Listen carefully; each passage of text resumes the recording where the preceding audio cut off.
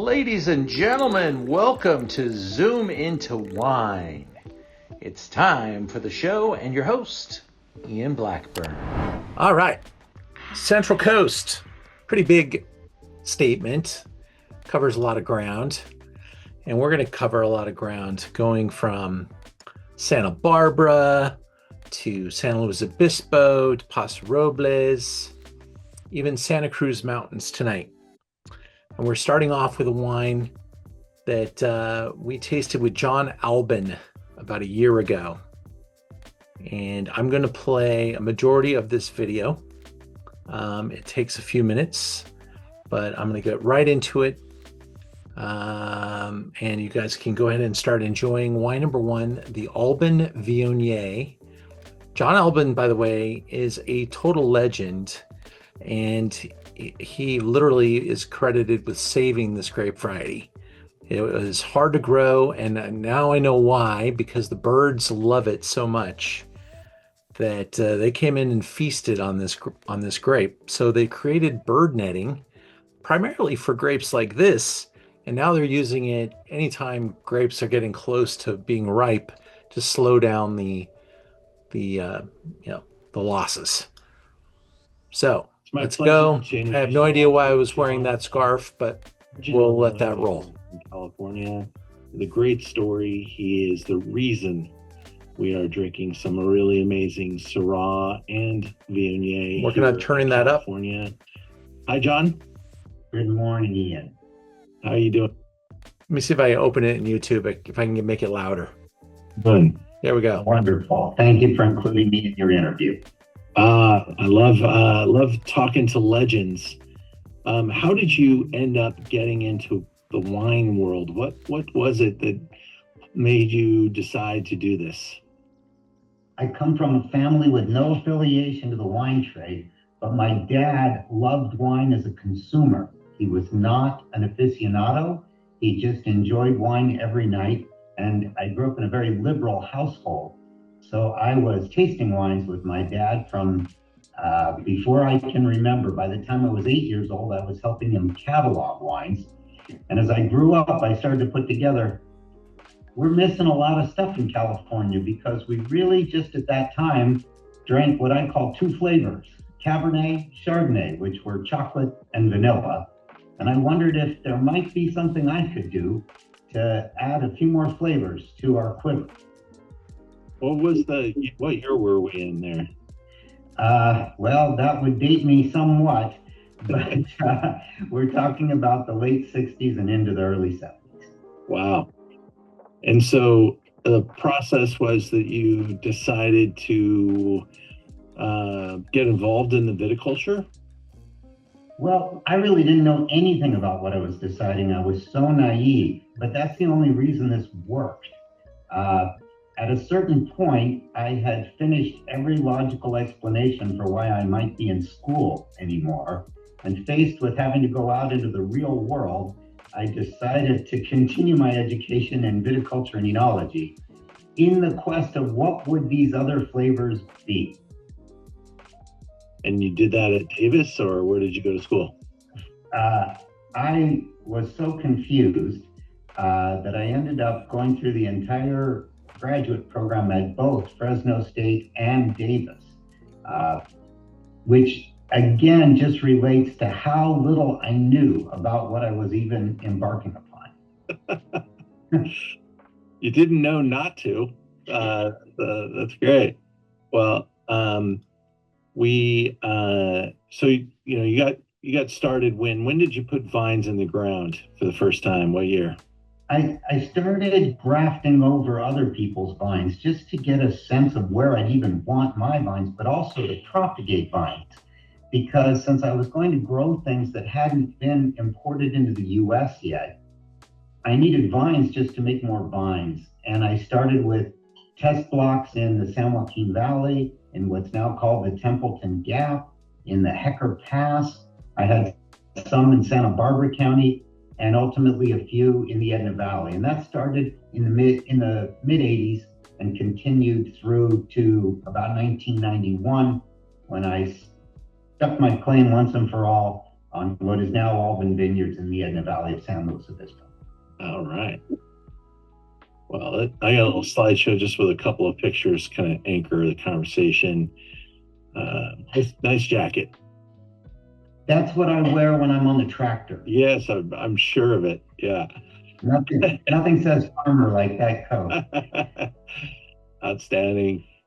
And just out of curiosity, did you have any other varietals that you decided not to go with? So many. It's crazy. And it's crazy fun for me to see a number of them start to become significant in California. I toyed with the idea, Ian, of wines from Provence. I looked at possibly Syrah with Vin Jaune, but I quickly put together that I'm just about the only person in California who likes Vin Jaune, so quickly moved on from that. I looked at Sauvignon Vert, which is not a Sauvignon, and in fact is starting to pop up in places. The one variety I was really on the fence about was Grenache Blanc. And I felt like Vieux Telegraph was the only winery really making an exceptional Grenache Blanc, but it's been wonderful to see it proliferate subsequently in California and many others. But one thing I learned early on is it's easy to dilute your efforts by chasing all the things you love. The fact that I love a wine does not mean I should or need to make that wine. Yes, I've learned some of those lessons myself the hard way too. So you landed in San Luis Obispo, which is also a little frontiering at that time, right? It's changed so much. I wish I had the exact numbers, but my recollection was when I embarked upon this, there were fewer than 24 wineries in Paso Robles. And there were about 8 wineries South County, which is where I am. Today, last I saw, there's over 400 wineries in Paso Robles area. Wow. Yeah, the expansion of brands has been insane, but it's also been aided by the fact that people figured out that if they have a license for 25,000 cases and they're not using it, they can allow people to use part of their license and get started, because the cost of entry used to be immense. That was an aspect that changed my life, what we have always called custom crush.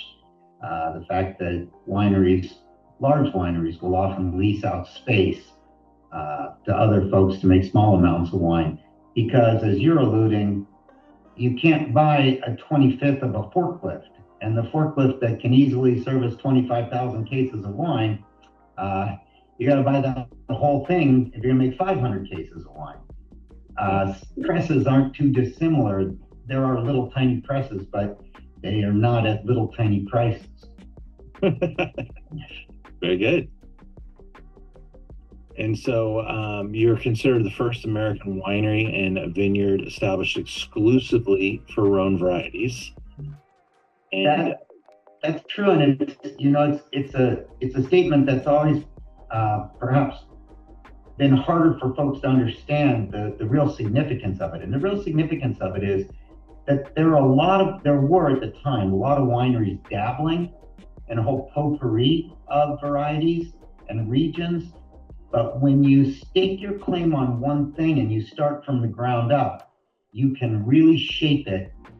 There's 2 parts. You can shape it to perfection to the best of your ability. You're not compromising. And 2, you kind of have to do that because you don't have a safety net to fall back on. It's one thing to make 200 cases of Viognier and 10,000 cases of Chardonnay. Then the Viognier is something you're toying with, or there's an inherent statement in those numbers. If that's the only thing you do, then you are obliged to be 100% committed. You have jumped out of the plane. Yeah, very good. And how would you describe the climate in San Luis Obispo? Why is it optimal for Rhone varieties? One of the most radical things I did at the time, and only with hindsight, I was so naive, I had no idea what radical even meant, was instead of just looking at regions by the Davis system of heat summation, I looked at how do the great vintages of the Northern Rhone compare to the Davis system of the average vintage of the Northern Rhone. And what distinguishes them is unusual warmth preceding and during harvest. And so I looked at areas in California where that's the norm, where areas that have unusual warmth in late September and October. And the coastal valleys of California are renowned for that. In fact, it's what you refer to as Santa Ana's. And that is what had me very excited about this area. Very good. We're now going to taste some great Viognier with John Alban, and we'll do it virtually. We'll taste these wines live with our audience, John, but what is it about Viognier that you get excited about? What can we find in your 2023? What you can find in that wine and what you should find in any Viognier that's living up to what Viognier promises is that the aromatics should immediately jump out of the glass. If you've never had Viognier before, the moment you pull the cork, you should make some kind of sound besides the pop, something along the ooh, because Viognier has flowers and deep fruit notes that literally jump out of the glass. The other part you should zero in on is the textural component. Because of the aromatic varieties, Viognier is the only one that can have body and length of finish without residual sugar. Riesling can do that, but it has sweetness. Gewürztraminer can do it, but it has sweetness. They also need the sweetness to cover up any potential bitterness. That's where Viognier diverges, and in my opinion, it's the only reason for why Viognier didn't go extinct. Some amazing florals popping out of the glass. And you do this particular bottling entirely in stainless steel? It's about 80+% stainless steel, 10% terracotta, and about 5%, that's why I say 80+%, 5% very well-seasoned older oak barrels. But yes, dominated by the stainless component for sure. And we look at some of the classic descriptions of Viognier, and a word that I love is the honeysuckle, maybe of blossoms or peaches. There you go. It's just from a definition of Viognier. And is your Viognier something that you were able to bring back? Because you're the name on Viognier. Like, people can plant Alban clone Viognier, right? Yes, and a number of Rhone varieties. And that just stemmed from being the first to start this literally from the ground up with a focus exclusively on Rhone varieties. I didn't want to have any surprises or mistakes. California nurseries have a long history of being confused about what materials they in fact have. And what would be more embarrassing than to put myself out as the first to be doing this, only to discover I wasn't doing this. Right. Or some noting that. I did my own importations of many of the varieties. Well, this particular bottling was awarded 93 points by Jeb Dunnick, and fits the description that we just described, with ripe stone fruits, brioche, apricot, and a savory flower or floral note. There is great texture and richness in the mouth, and some really beautiful balance to this wine. I've really enjoyed sharing this wine with others. And what is your favorite food pairing with this wine? I love Viognier and crab. I enjoy it very much with scallops and shellfish in general, but my favorite is just steamed crab and Viognier.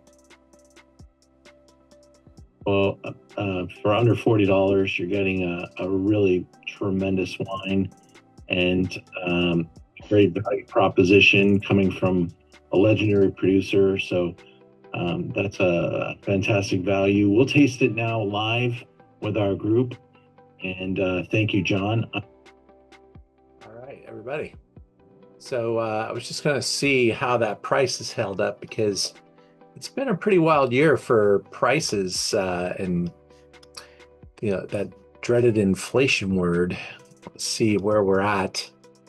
I know that we're just about to click into the next vintage on this wine. So yeah, I'm softer. Maybe I even brought this price down, $29.95, or maybe I bought it at a special price and was able to get more aggressive on it. I'm not quite remembering, but the 24 will be up in price considerably, and that'll be in probably next week. So I wanted to see how this is doing. Viognier does have a nice maturation period. You could certainly hold this for a number of years, but it does not punish you to drink it fairly young. And you really can appreciate John Alban's style. I thought that was a particularly fun discussion with him, and he is quite eloquent, and I enjoyed that very much. Let's move into wine number 2, which I've never used in one of our presentations here that I can remember anyway. And so I went out and got the winemaker to come and visit with me. And we have a video on Rococo. Now I get to introduce. I'm going to do the same thing. Great winemaker. Don't know why the settings are this way, but I'm going to go straight into YouTube. Natalie Brown. She's in the Central. Start that again. Great winemaker from the Central Coast, Natalie Brown. She's in the Central Coast because her internet is pausing in and out a little bit, so we get to see her flipping around a little bit there. But her audio is very good. How are you doing there, Natalie? I'm great. Yeah, it's been one of the classic parts of our springs is really intense wind, so it is a little spotty. Apologize about that, but I'm great. It's been kind of on the cooler side of things, but we're going into a good growing season. Tell us a little bit about your journey to wine. Tell us about Natalie Brown. Sure. Okay. So I have worked in wine production, wine making my whole professional career. I moved out to California to go to Cal Poly in San Luis Obispo. I studied food science, and then about halfway through college, worked my first harvest and here in Templeton, and then just continued with wine and cellars and labs. Eventually, my then boyfriend and I bought a tiny little property on the west side of Paso and moved here full time. But yeah, I've worked in wine and worked on the Central Coast for the past 15 years or so. Cool. And when did Rococo start? Rococo began in 2016. So this will be our 10th vintage, it feels very, I don't know. I just feel like it's wow, okay, it's working. We've been doing this for a bit now, but I started in 2016. It was the same year that we moved here to Paso Robles. I was working at a winery just down the street from here, only making red wines, and really wanted a bit more of a white wine education. Just wanted to explore some other vineyards and other styles and grape varieties. And this old vineyard in Los Alamos, which is down in Santa Barbara County, about an hour and a half south of here, they had this old vine Chenin and Chenin Blanc, and I thought it was fascinating. The vines were enormous. They were planted in the early 70s on their own roots. They looked like little grape trees. I mean, I was used to like 20 to 30-year-old vines. And these were just huge. And that's what started it. I worked with that fruit in 2016. The farmers are Lucas and Llewellyn, and they just do a really great job. And they've been doing it for so long. And that began the journey. And once I started working with Chenin here in Paso, then some of my neighbors started referring me to other farmers who have been in the area for a long time, and also working with old vine Chenin and farming old vine Chenin. And so it just grew. I started making different Chenin Blancs from different old vineyards on the Central Coast, and really just exploring our terroir, the variety we have on the Central Coast and in Paso, all through the lens of this noble variety.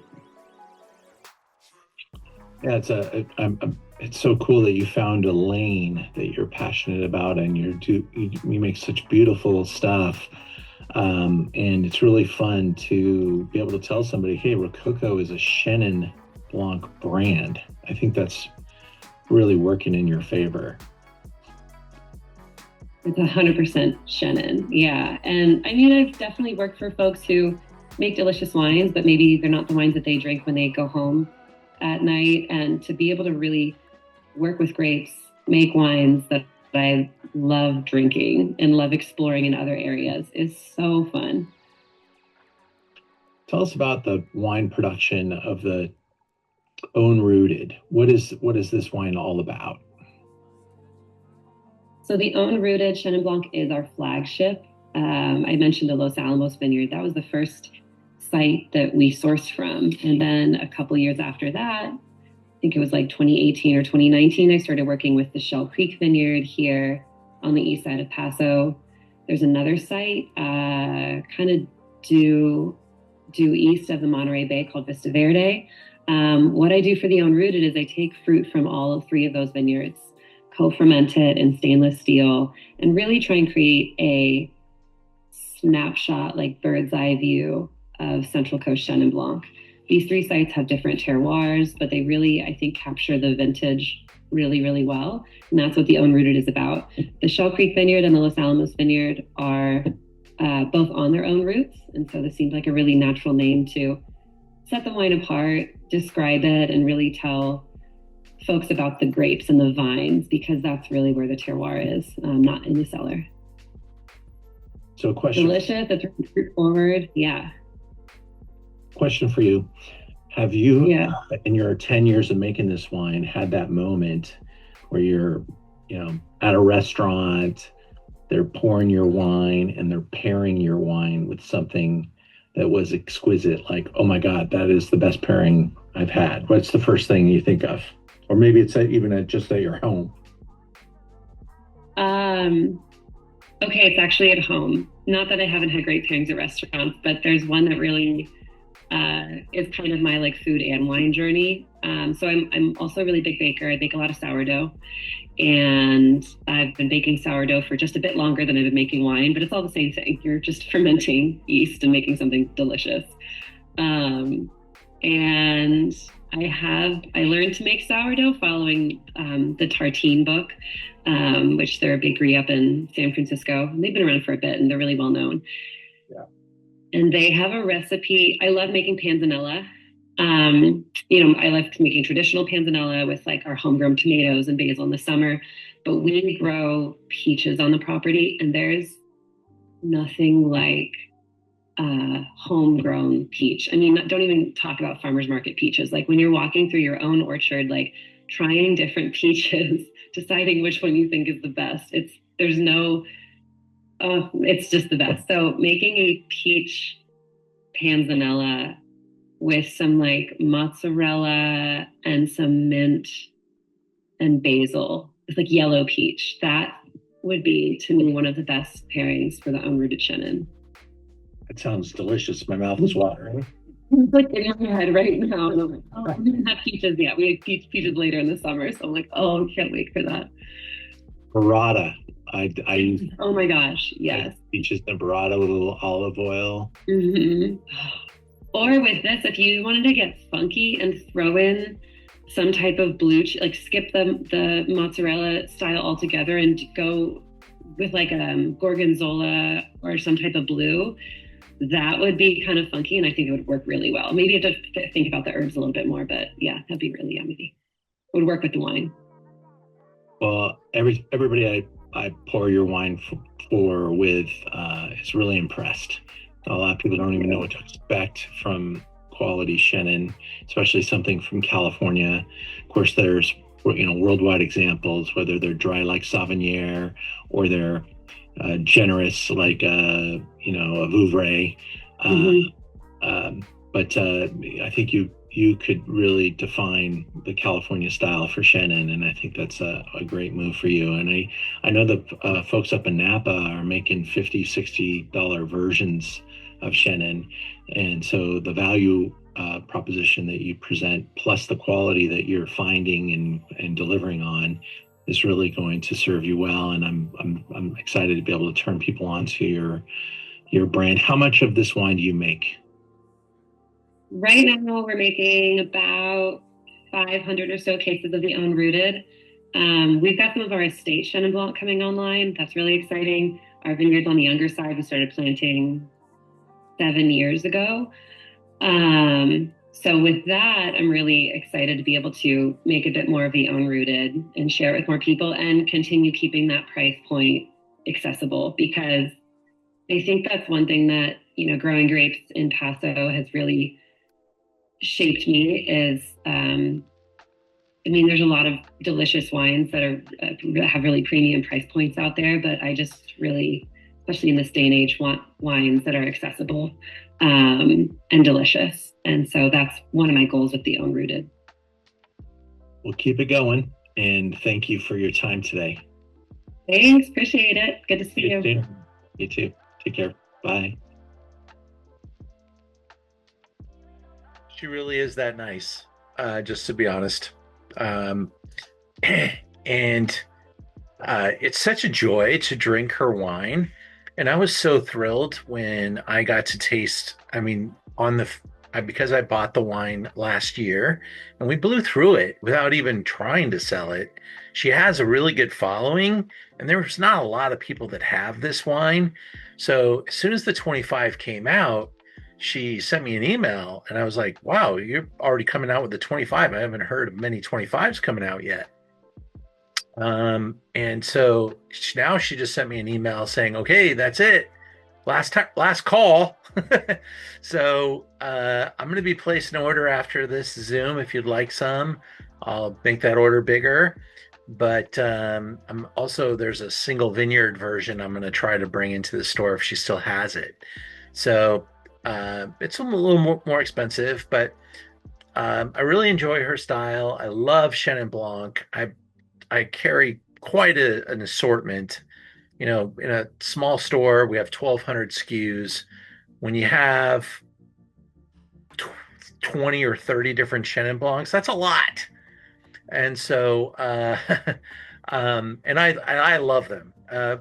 I'm really crazy geeky with Chenin Blanc. And if you ever come to one of my cheese programs, which I do at the cheese store in Beverly Hills or at my loft in downtown, odds are I'm going to play with a Chenin Blanc, because I like, some of them have a little residual sugar, and I like what this one has. It's just the right amount. It's not sweet, but it is sweet enough to really play, like she said, with the peaches, some honey, some burrata.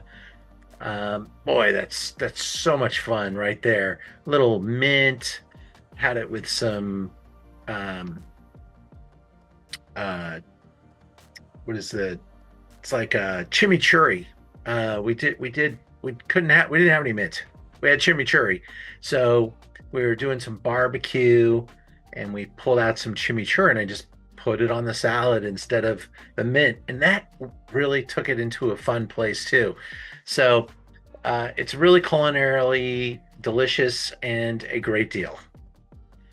Hope you enjoyed. Now we're going to move into an all-time classic, and I'm sad I didn't get Brian Talley to join us on this occasion, but we will in the future. He's one of my favorite winemakers, and because I've been doing this a long time now, and he's been doing it even longer, so it's just really cool to see how things are going.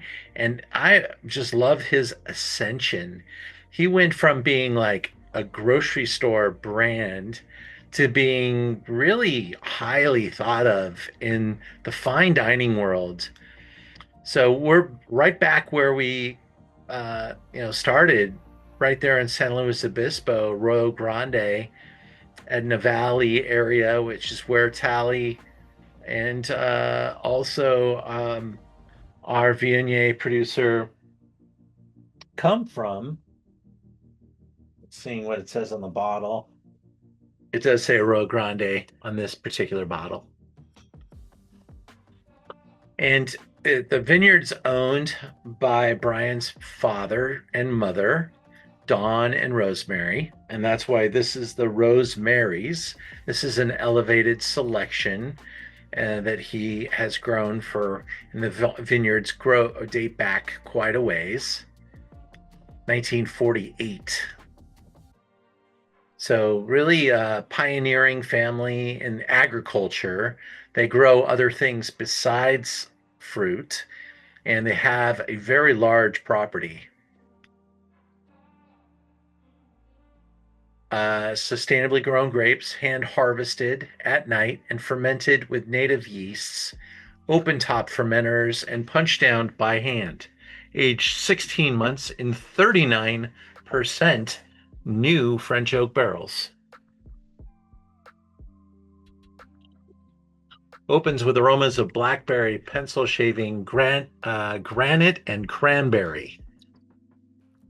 Flavors of black cherry, sarsaparilla, bramble, lead, and dried apricots. Those are not my words. Those are from the website.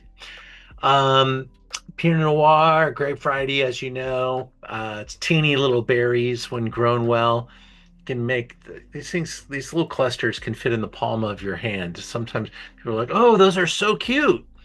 But they're not great for eating on the table because there's a lot of matter, whether it's seed or stem.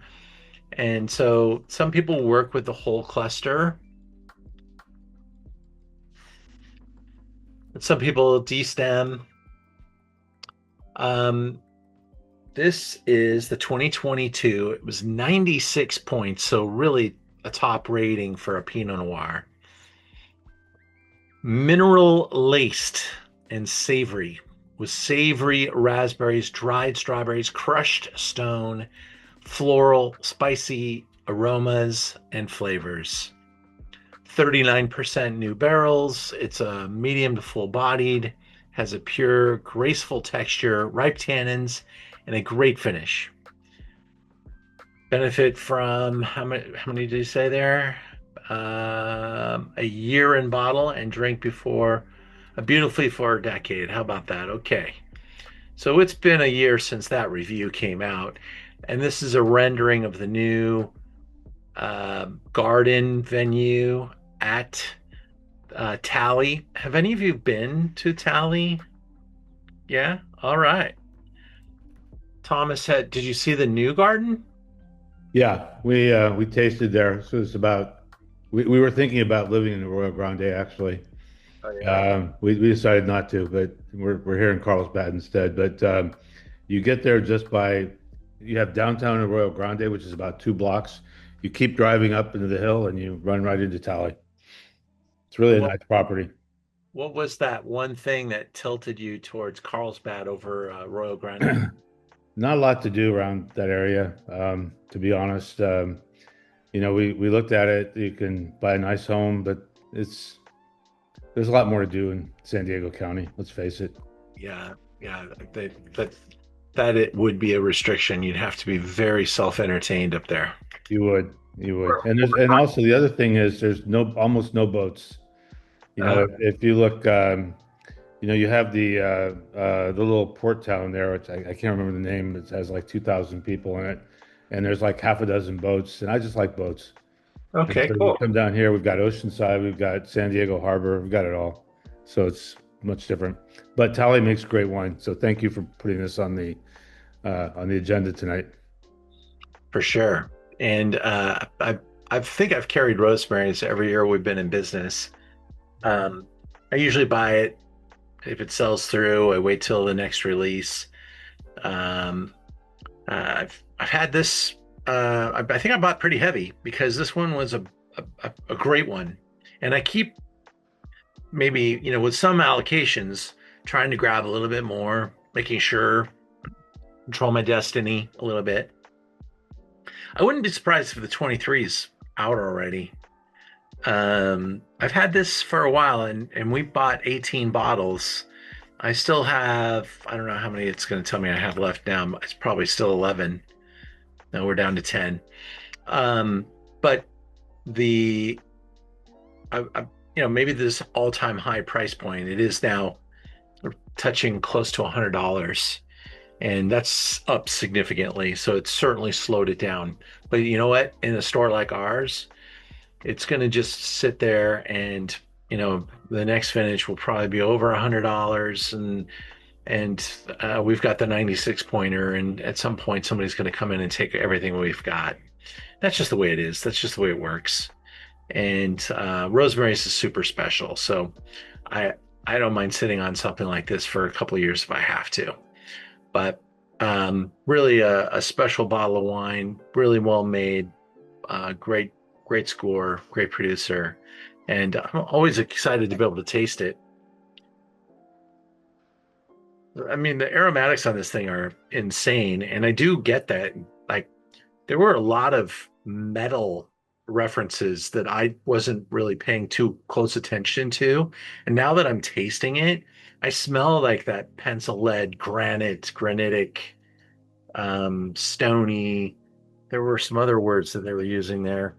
Lead, is that what I heard? So it's kind of in there. It's really complex, and that's what I think I just adore about this wine.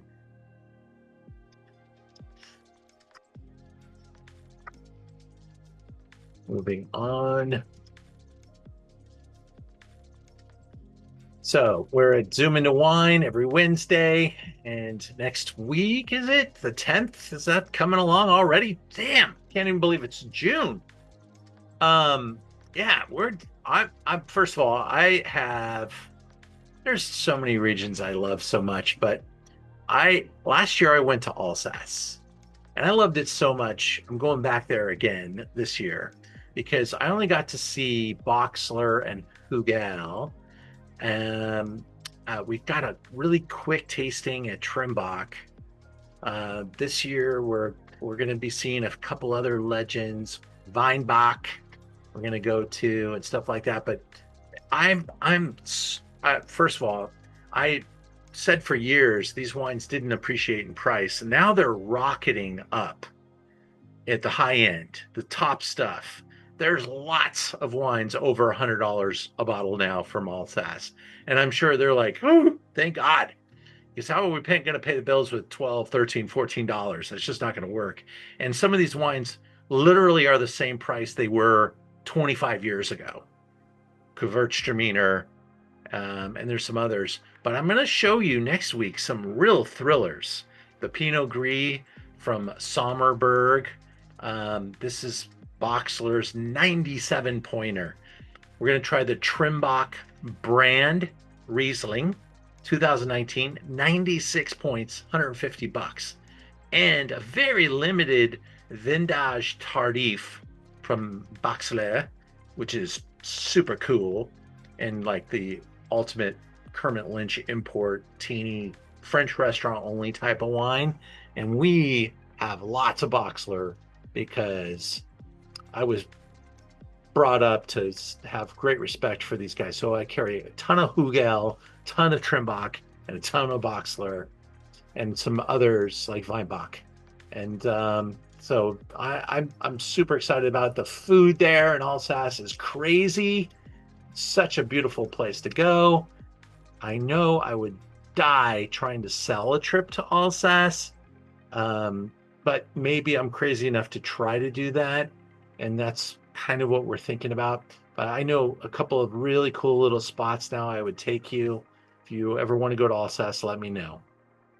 Okay, Then the week, 2 weeks after, because the 10th leads to the week of the 16th, and I'm doing a big event here in Los Angeles called Stars of Pinot and Chardonnay, and we'll be at Republique on the 16th. So we're going to take that week off, and we'll be back on the 24th for a white Burgundy showcase, and then it's July, and it's July 4th weekend. So here's what I'm going to encourage you to do is grab a Madeira kit. Because even if you can't join us, I can start to pour these kits now in the jar, and you could watch it this session a year from now, and those wines are still going to be great because Madeira is fully oxidized, and I could send these kits out, and they will wait for you. But I don't get to open 6 bottles of Madeira very often. So I'd love for you to join me and taste through these great wines. Just got to hang out with the Blandy family. They came to LA, and I carry a lot of their wines. They actually told me that last year I was one of the top small accounts in California, which I was thrilled to hear. And we're going to taste all these different styles. So we'll go from Rainwater to Cercial, Verdelho, Malmsey. We'll taste the Boston Bual and a 1990 Malvasia. This producer is great. They don't make anything small and cheap. So we're going to show just one of their wines at $400 a bottle. But the good news for us is I've been collecting Madeira for a while, and the prices are increasing faster than, I was going to say Bitcoin. Bitcoin's been a big disappointment recently, but man, these things have been going up like 20% a year straight up.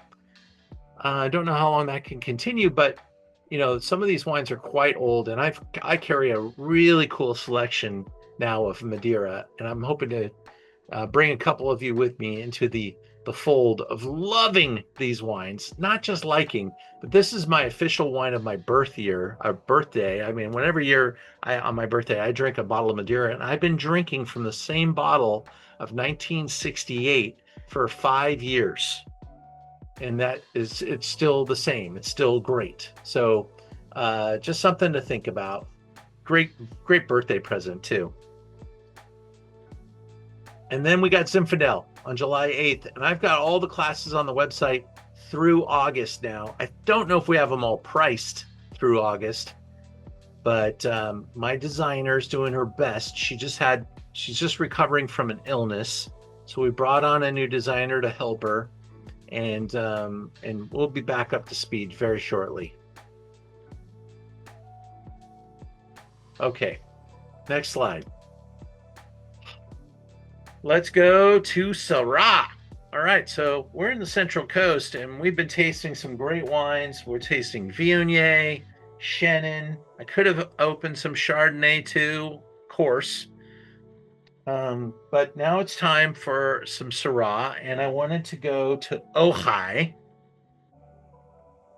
I have that bottle here, and this is the 2019 Roll Ranch.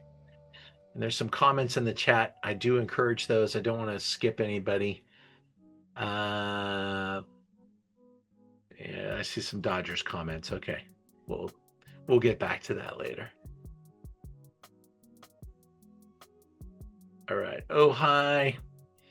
So this is really like this arrow is just not even close. I think my designer lives in Ohio, so I got to show her that Ojai is actually over here. Let me see, annotate right there. It's kind of like I don't think it's past Ventura County line into Santa Barbara. I think it's like you're driving up the 101, you take a right, you go way up here into the hills. And so it's really this charming little town. Not sure how many of you have been to Ojai, but it's like a little artist haven and a super fun trip. There's really good food there, great art scene, walking little town. There's a growing number of vineyards in Ojai, but you've got to pay respect to the Ojai Vineyard. They've been around for a while. 1983 is when Adam Tolmick, he's now a legend in the business, but he got started up there, and I'm sure he just kind of looked like he was like a hippie or something. But Adam went to UC Davis and studied viticulture and enology, and after graduating in 1976, he settled down on the property his grandfather bought in the Ojai Valley in 1933 to farm sweet corn and melons. And that's how they paid the bills. And then he started with wine. And now his tasting room is one of the top attractions in Ojai. And I got to hand it to this guy. He's so good at what he does. All of his wines are now spectacular. I'm sure that back when he started, they weren't.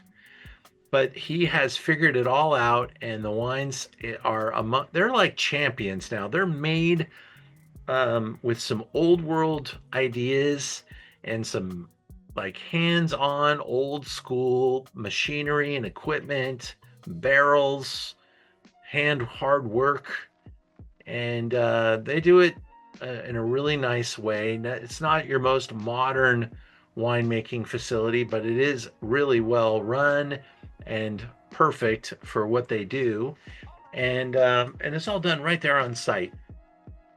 Now, what we've got here today is Roll Ranch, which is a Ventura County appellated vineyard. This is, by the way, another famous winery in Ventura County is called Quinquanan. So I don't know how Ventura County isn't the fastest growing vineyard region in California today, because it's produced two legends and there's not a lot of others. But this is a really special single vineyard called Roll Ranch. It is Syrah 98% and co-fermented with the Viognier that we started the program with off. They take Viognier and pick it, and at the same time, they pick Syrah and they put them in the tank together. And the white variety helps release some different aromatics, and you can sometimes taste and smell co-fermentation. So this is wine number 4. I'm going to get that in my glass now and see how it's going. Here's the review. And that is Adam. And his hair is way taller than that now. 2019 Syrah Roll Ranch is absolutely gorgeous. Hints of blood orange, spice, incense, mint, rose petal, and sweet red berry infuse. The 2019 with striking exoticism. The 60% whole cluster works so well in the Roll Ranch. This deceptively mid-weight Syrah is packed with flavors and character. And there it is. It's such a great photo, and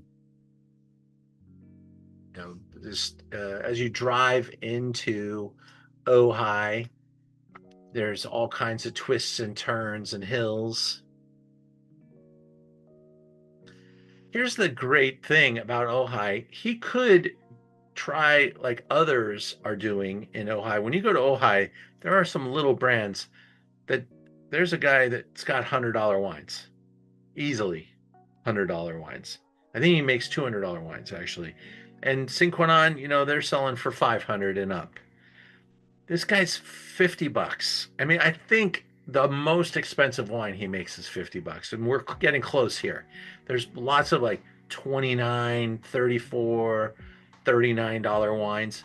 Everything about him is just very practical, on point. Hasn't really budged the prices until he needs to. And $44.95, this is just rocking stuff. I'm going to taste it with you now and see what you think. What do you guys, just yell out what you think about this wine.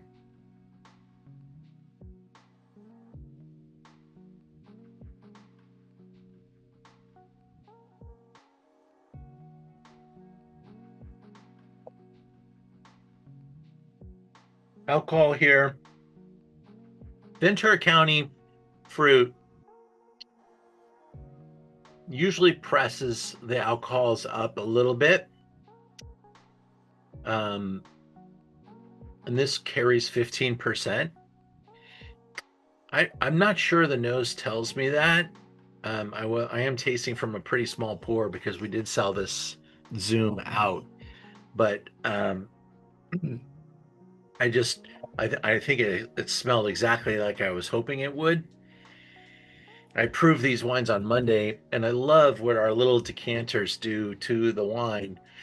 And it's got the floral that I was kind of expecting. That blood orange is certainly there.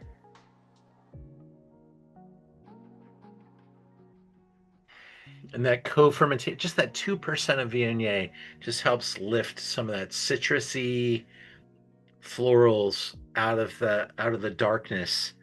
And that's really pretty cool. It's a great appointment. If you want, I'd be more than happy to let them know you're coming. If you want to go to Ojai, you're watching this Zoom, you're going to be my guest there. I'll make sure they don't have like a VIP thing.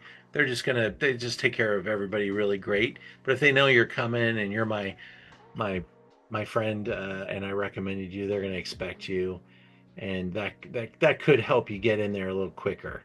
They can have a little bit of a weekend backup. And it is important to have an appointment to get there for a tasting on the weekend.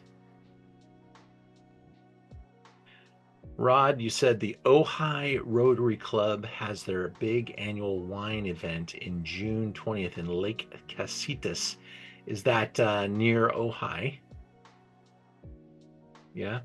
Okay. I haven't been to that lake yet. Cool, Rod. Thank you.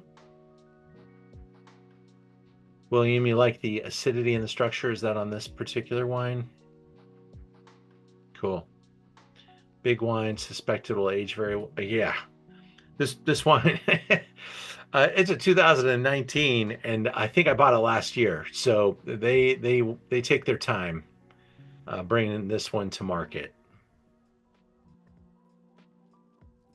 I hope you enjoyed, and now we'll go into wine number 5.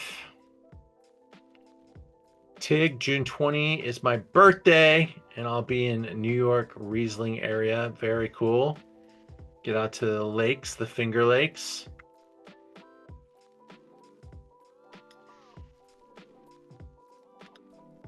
Go in and continue the tasting.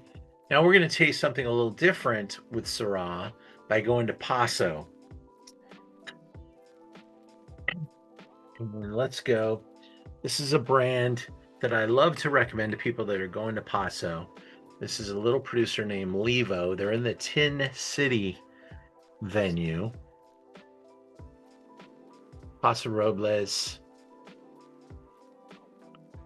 And Levo works to showcase the richness of their terroir, which they do now have their own estate vineyards. It's taken about 10 years to get those up and running. He was buying most of his fruit from others. He still buys some fruit, but over the next couple of years, that'll be pulled back as he converts to being an estate winery or growing estate fruit. I'm not sure when he gets to put estate on his label if he makes his wine at Tin City, though. So that'll be something I'll have to ask him the next time I see him, because I think you actually have to make the wine contiguous to the vineyard to call it estate, unless they change that. They may have.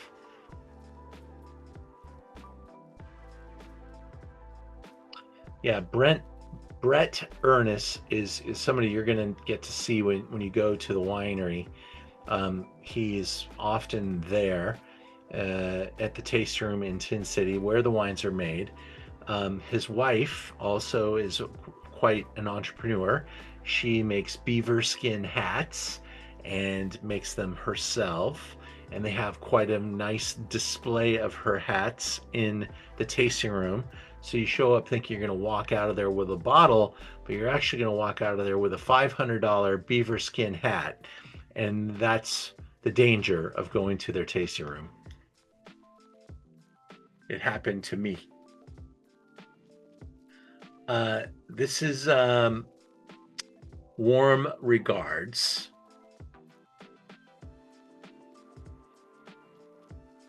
Hand sorted, then fermented in stainless steel tanks. 7 to 14 days. Pressed gently into 225-liter barriques for élevage.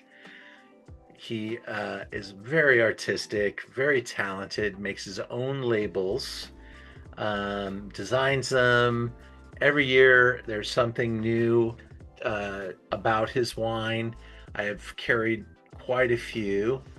Let's see. Ironic name for the winemaker, Rod. Ernest or Brett? Because of Brett, I get it. I get it. That Rod will be here all week, ladies and gentlemen. Syrah, Petit Syrah, Grenache, and Graciano, which we've probably talked about many times, but they thought the Graciano was Mourvèdre in Paso, so it would be a GSM, but instead it's a SGG or SPGG in this instance. Brett is a true artist, not only on the outside of the bottle, but his blends. He goes all over the place with his blends, 2%, 1%, 6, 7, 8 different grape varieties. This one got 97 points. Jammy blackberries, peppery herbs, liquid flowers, and graphite all emerge from the 2022 Syrah. Warm Regards. An incredibly seductive, pure, medium to full-bodied Syrah that has ultra-fine tannins and just about flawless overall balance. It's up with the creme de la creme of 2022. That is high praise from Jeb Dunnick, one of the great lovers of Syrah-based wines. He broke his teeth reviewing wines for Robert Parker in the Rhone Valley, and also Paso Robles was also his love. So to get a strong review from him. Yes, the Warm Regards with a snake. Yes, exactly. Beaver skin was the source of the Aster fortune. Did not know that.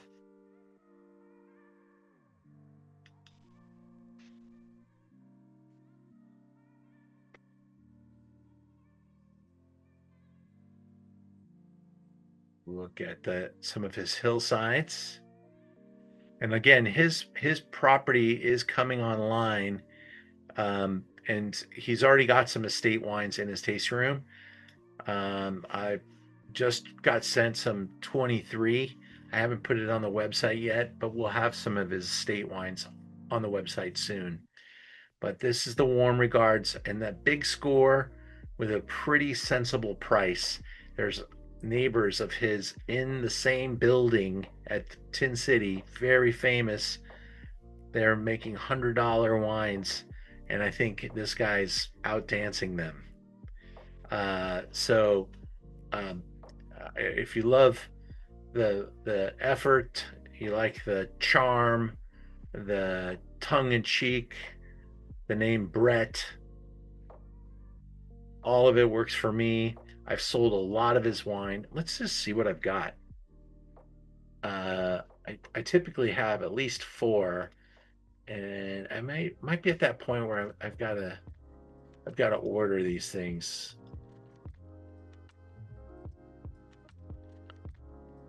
It's good to know this. I'm going to be talking to him soon. Yeah, I have 4. Let's see. Actually, no, I only have 3. 3 wines from him. I think one of them, the 4th one there, may have been buying some fruit from him. So this is the El Paso de Robles 2022. Here's the Warm Regards that we're tasting. And then the Nada Mas, which I think is down to its last couple of bottles here, but that's another look at his artwork. He does some really cool stuff, and he also makes the artwork so that he can have it in the tasting room and makes it available for sale.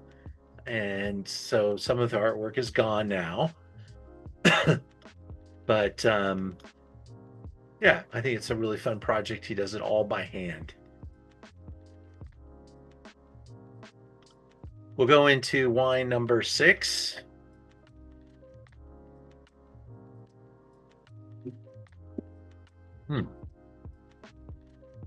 It's really, I wanted to show those wines next to each other because I knew the Ojai would be of one style, and his is totally different with the blend and his richness and his balance and that plush character that you get from Paso. Don't have a favorite, just totally different moments for me for both of those wines. And now another we started with a classic. Let's finish with a classic. This is Mount Eden Vineyards, and this is their estate Cabernet from Santa Cruz Mountains, the area that in California makes some of the greatest Cabernet, but seldom gets credit for it. If you ask any wine lover, list out the best places in California for Cabernet, they're probably going to go Napa, Alexander Valley, Sonoma. Oh, and I just tasted something from Paso. Oops, I just skipped one of the best spots. Santa Cruz Mountains should be right there, maybe second best. I actually really think it could rival, with, they just don't have as many great examples, but it should rival Napa with its longevity and its reputation, and some of the producers like Ridge that make their wine up there, and this one should be right there in the conversation. This is Santa Cruz. One of the best drives ever is to drive up the coast along the 101, which you can now do. A few years back, the bridge got washed out by a storm, and it's back now. So you can drive up that coast. You can find some great seaside restaurants and go up and into the mountains and taste some great stuff. Look at that porch. I use that picture every once in a while, and people are like, "Where's that?" That is Santa Cruz right there. And this is a winery that's owned by Jeffrey Patterson.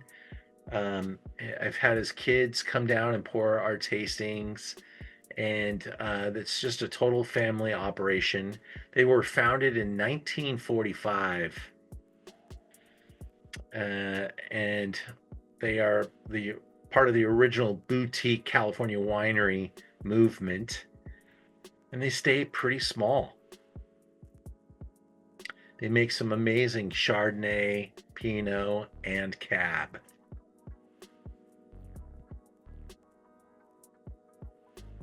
So looking back the other direction away from the ocean, and what we're going to taste today is the 2018. Now, the one thing about Santa Cruz Mountains is they make wines that are built like iron tanks. These wines, they probably almost need to be close to 10 years old to start to get some of the richness that a lot of Napa people come to expect. With Napa, you're not going to get that same. They're not trying to make Napa Cab in Santa Cruz Mountains, but I think they can compete with the best quality, and also stylistically more like Bordeaux. Where's my alcohol here? We're at 14. I've seen this wine down in the 12s before.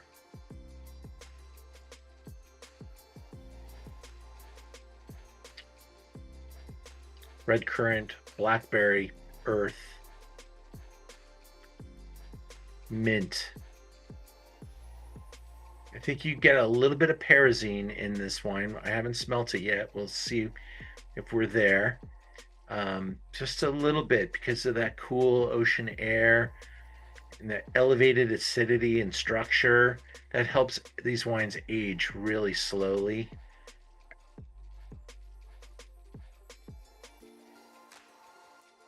$75 Cabernet, so they can call it a Cabernet. 22 Merlot, because you have to have 75% cab to call it a cab, by the way. Has to be minimum 75%. 22 Merlot, 3 Cab Franc. There's Jeffrey. His son looks just like him, just 30 years younger.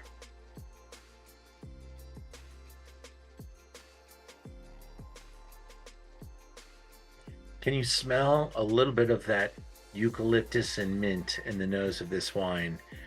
I love that, okay? And I love the fact that behind that, you get the herbs, you get the chocolate, you get the black fruit, blue fruit, red fruit, kind of a salad of fruits.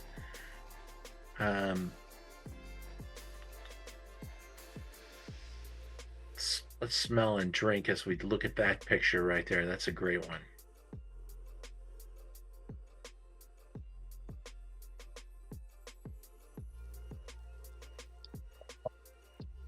Ah, feel those tannins. Those are mountain tannins. Thunder, lightning right there.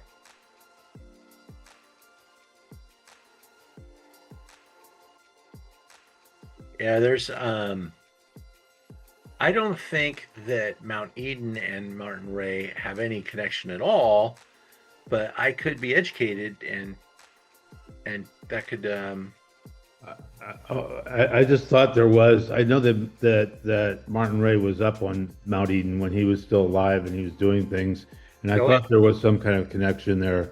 But this was kind of the original home of great California Cabernet, right?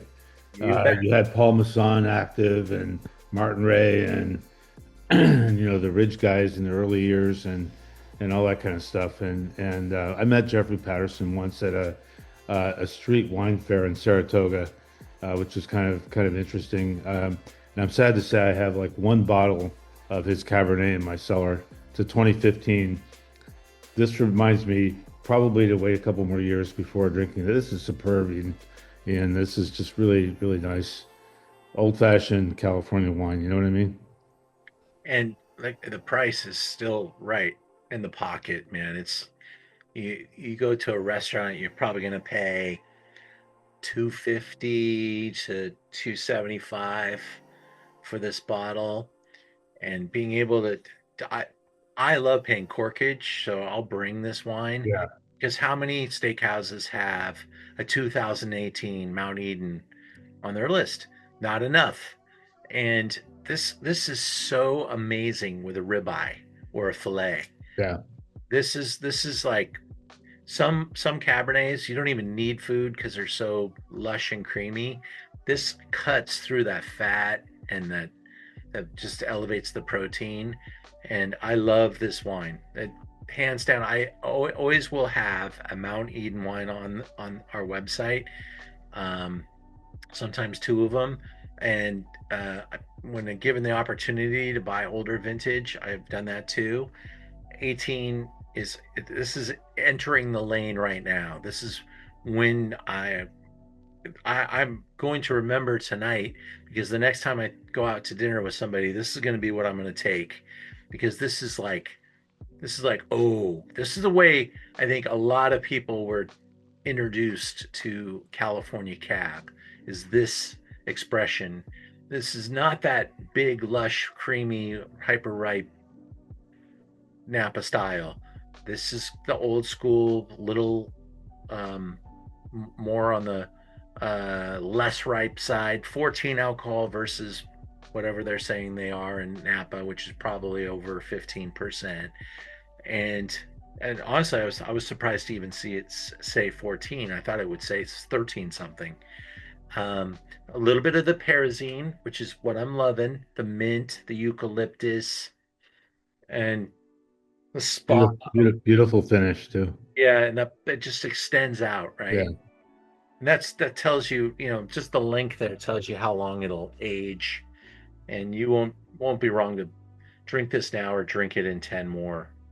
And it's just a beautiful wine.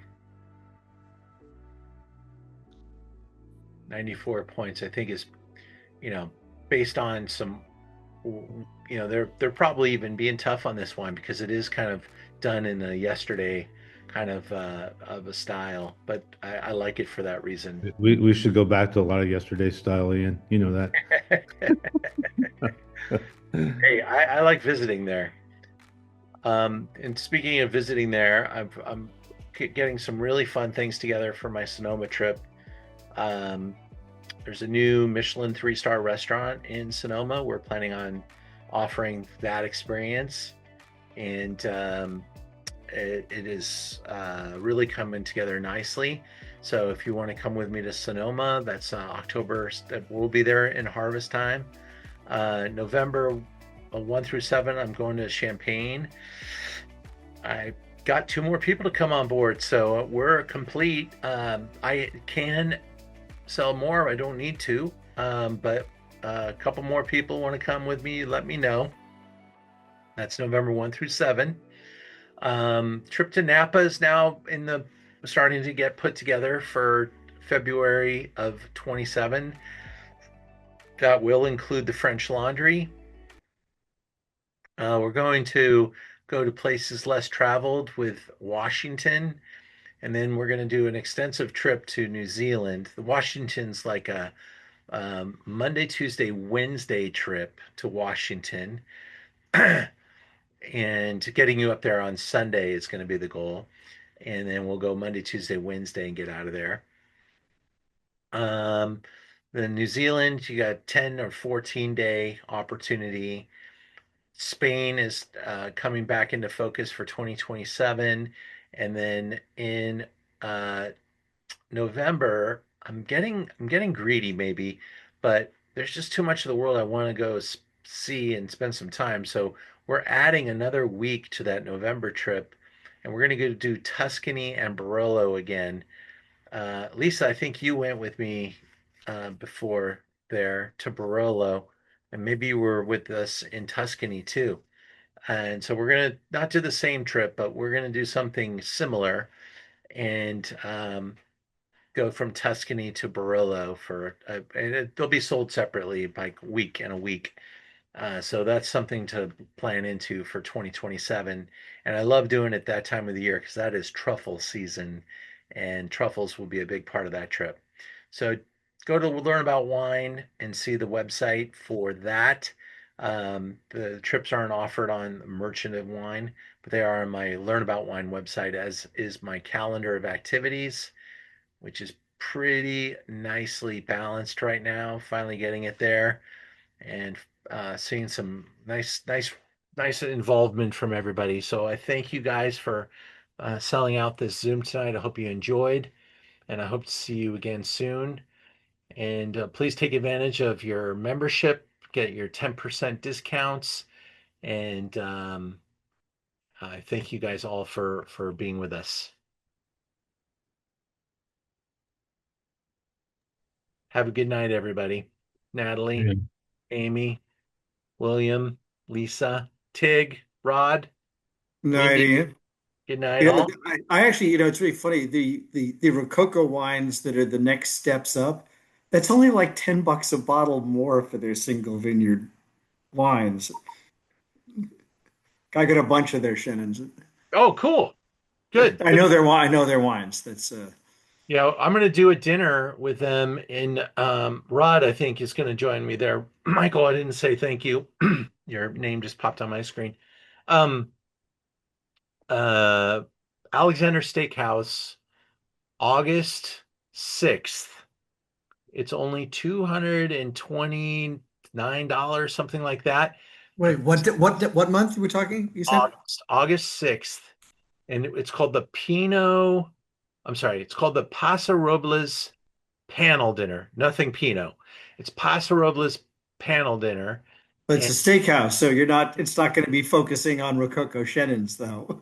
Well, she will be on that panel, and Okay. it will start. The first course will be I think it's crab, maybe it's seafood, something. The menu's on the website, and it's a three-course meal, but we'll have a wine from all four wineries participating in the panel with each course. So we'll taste 12 wines with dinner. And Oh, I'll have to look at that. it's going to be a lot of fun. And the dinner does get a little bit more expensive as it starts to approach, but a good deal now if you want to join us. I'll look at that one. How's the weather out there in Nebraska there, Natalie? Are you in warm season now? We are, yeah. It's 84 today, so it was nice and hot. Did it snow recently? Mm, Because it snowed in Mammoth last week. really? Yeah, like a weird overnight bluster, but it didn't really stick. It just kind of snowed and went away. But I God. thought, I wonder Uh, what. I just got back from DC last night and it was hot there. Yeah. Yeah, no snow that I'm aware of, though I have been relaxing on the beach in Cabo for the last week. So today's my first day back. So I don't know. I actually I do know that there was a lot of rain here, but I didn't hear about any snow. All right. Bill wants to do the TJ to Cabo Drive to go through all and see all the succulents and cacti. It is beautiful for sure. Wendy Carson, thanks so much. Hope you had a good time. And if you're just coming on now, because I just saw your name, um, uh, I'll have the video ready shortly. Email me and I can send a link. Otherwise, Joe will get it out to you guys tomorrow. Take care, everybody. Thank you. Oh, as always, go Dodgers.